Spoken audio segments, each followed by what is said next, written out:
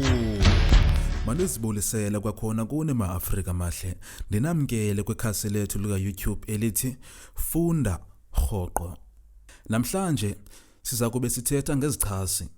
Mhlawumbi uyazibuza into yokuba yintoni isichasi.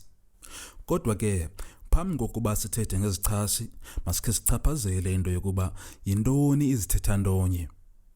Isithethantonye okanye esifana ukuthi ligama elinentsingiselo efana ncakasana nelinye igama. Ngamanye amazwi, lamagama anentsingiselo enye. Nansi imizekelo: uvuyo, uchulomancu, ukudakumba, ukutyhafa, endleleni, emgaqweni. Onke lamagama anentsingiselo efanayo. Yiyo loo nto kusithiwa isithethantonye ligama elinentsingiselo efana ncakasana nelinye igama. Njengokuba sesixelile isithethantonye, masingene kusichasi. Isichasi ligama elinentsingiselo echaseneyo nelinye igama.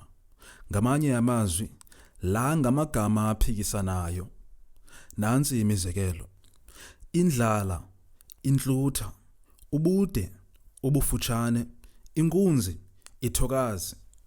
Leyo ke ibiyinkcazelo yesithethantonye kwakunye nesichasi.